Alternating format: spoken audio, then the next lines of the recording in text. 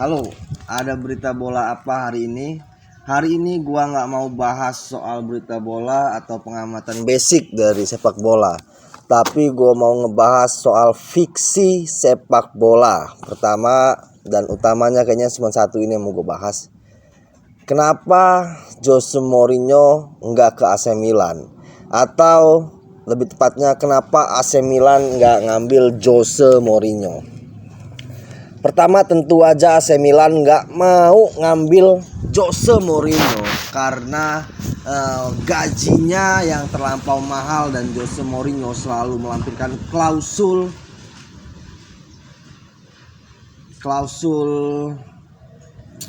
pembayaran pemecatan apabila AC Milan tidak lagi menginginkannya atau mengkhianatinya. Itulah mengapa banyak klub-klub besar yang berpikir dua kali atau berpikir 3 kali untuk merekrut Jose Mourinho. Dan Fenerbahce yang waktu itu sedang pemilihan presiden, politiknya sedang tegang, merebut Jose Mourinho dari lawan politiknya. Dan Jose Mourinho adalah pelatih yang direbutkan oleh dua politikus sepak bola di Fenerbahce. Jose Mourinho dan AC Milan. AC Milan saat ini setelah kepergian Pioli sedang mengalami krisis kepercayaan diri. Di Serie A bahkan AC Milan enggak masuk zona Liga Champions. Menyedihkan. Tim setan merah Italia, tim yang dulu dengan Ancelotti maupun Arrigo Sacchi. Tapi gue gak lahir di zaman Arrigo Sacchi, gue lahir di zaman Ancelotti. Tim yang benar-benar gila dengan Kakak, Ronaldo botak, Filippo Inzaghi. Kemudian di era berselangnya ada Gilardino dengan trio tetap yaitu Clarence Seedorf, Gattuso, dan Andrea Pirlo. 4-3-3 atau 4-2 atau 4-4-2 Mutiara merupakan merupakan formasi yang sangat ideal bagi AC Milan pada waktu itu. Tapi saat ini formasi 3-5-2, 3-4-3 atau 4-4-3 atau 4-2-3-1 sangat tidak relevan bagi AC Milan karena memang tim ini sedang kehilangan krisis meskipun tidak seperti krisisnya Manchester United. Jose Mourinho dan AC Milan. Suatu ketika gue membayangkan bahwa apakah Jose Mourinho mampu mengembalikan kepercayaan diri dari AC Milan. Sangat mampu. Karena kita tahu di AS Roma yang dana transfernya lebih minim daripada AC Milan dan kekuatan pemainnya lebih minim daripada AC Milan. Jose Mourinho mampu mempersembahkan gelar Conference League dengan pemain-pemain pinjamannya dengan satu pemain mahal, Tammy Abraham. Dengan formasi andalannya dulu belum 3-5-2 formasi andalannya, tapi 3-2-4-1. Jose Mourinho mengalahkan Feyenoord. Kemudian di Europa League Jose Mourinho kembali mengalahkan Feyenoord di perempat final. Di semifinal dia bahkan mengalahkan Bayern Leverkusen bersama Xabi Alonso-nya yang pada saat itu sedang melejitnya. Pada saat itu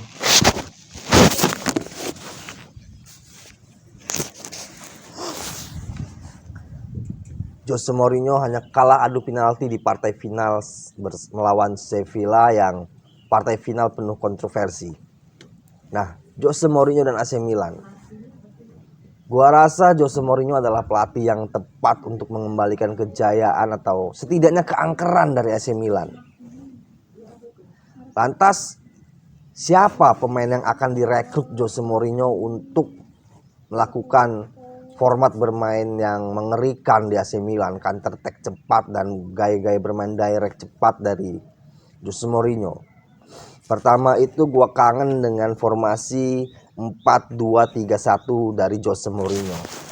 Dengan formasi 4-2-3-1 ini, Real Madrid menumbangkan dominasi Barcelona dan 3 kali lolos semifinal Liga Champions meskipun pada saat itu banyak keretakan utamanya di skuad Real Madrid di musim ketiganya. Namun secara keseluruhan pada waktu itu Real Madrid adalah tim yang paling mengerikan selain Barcelona tentunya.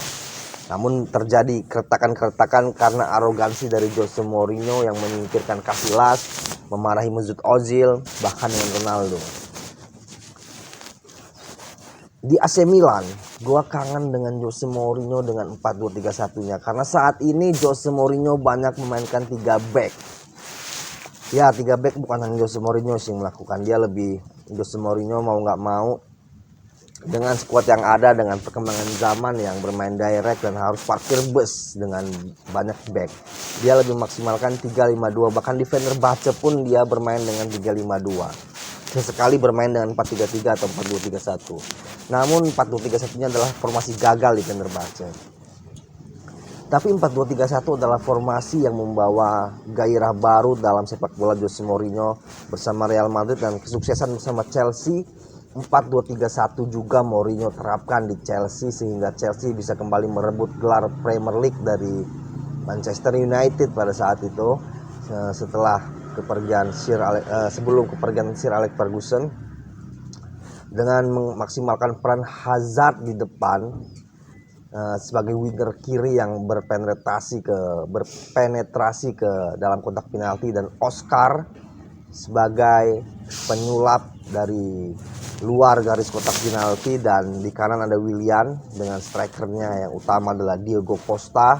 Kemudian super subnya berganti antara Eto'o, di musim berikutnya Drogba dulu atau Eto'o dulu. Kemudian adalah Remy dan Dembaba sebagai subnya. Ini yang kita rindukan dari Jose Mourinho, 4-2-3-1 dengan 3 lini kedua serangan. Mungkin Jose Mourinho bisa mengambil Garnacho dari Manchester United yang tidak masuk skema atau radar proyek dari Ruben Amorim pada musim 2025-2026. Kemudian untuk memenuhi sayap kiri siapa? Gue rasa gak ada keraguan dari Jose Mourinho untuk meminta manajemen menampung pemain buangan Manchester United, yaitu ada Anthony. Kita tahu bersama bagaimana Jose Mourinho sangat memaksimalkan pemain berkaki kiri untuk sayap kanannya. Di Real Madrid dia bahkan mencadangkan Ricardo Kakak demi Angel Di Maria, pemain yang seperti Robben, menyisir dari kanan kemudian menembak dengan kaki kiri ketika bola masuk 1/4 dari kotak penalti atau luar kotak penalti. Nah, yang menjadi pertanyaan adalah attacking midfielder.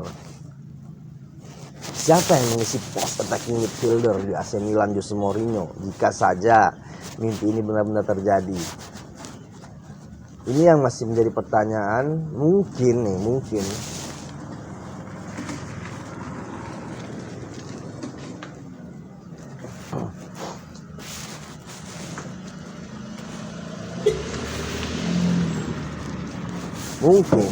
Mungkin aja, dan bisa juga Jose Mourinho mengambil kembali Dybala. Kita tahu Dybala ini adalah pemain yang pemain kelas nomor 2 yang juga masuk radar Jose Mourinho ketika membesut tim-tim kelas 2. Seperti di Roma, Dybala sangat ia andalkan. Tapi gue belum melihat pemain utama atau pemain buangan utama yang bisa direkrut Jose Mourinho sebagai attacking midfielder. Talisca, mungkin dia akan membawa Talisca ke AC Milan kalau ini benar terjadi, dan rasanya tidak mungkin terjadi pada tahun-tahun ini. Masih nggak itu? Rek nggak? Karena kontraknya yang masih berdurasi panjang di Fenerbahce. 2 tahun lagi masih ada kontrak, dan dia musim ini berhasrat untuk menumbangkan dominasi Galatasaray di Liga Turki. Untuk gelandang bertahan belum ada juga gue penglihatan. Apakah dia akan mengambil Nemanja Matic atau tidak?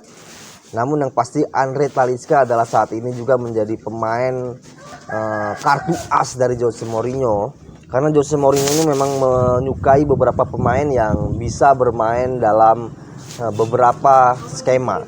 Andre Talisca di Fenerbahce kadang bermain menemani Josef En-Nesyri sebagai second striker. Namun ketika Josef dan Edin Dzeko dimainkan bersamaan dengan Jose Mourinho dan Jose Mourinho ingin lebih menekan lawan, Andre Talisca masuk sebagai attacking midfielder dan dia mampu memaksimalkan perannya sehingga Fenerbahce tetap berada di peringkat kedua membuntuti Galatasaray.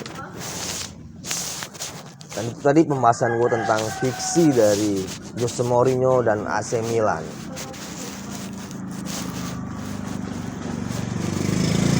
Masih banyak mimpi-mimpi atau fiksi-fiksi atau bayangan-bayangan gue tentang sepak bola dunia maupun sepak bola Indonesia. Utamanya soal Jose Mourinho, pelatih yang memang menggairahkan drama pinggir lapangan dari sepak bola dunia. Besok ada penjelasan apa? Simak terus channel Kandra Ayah Bunda guys.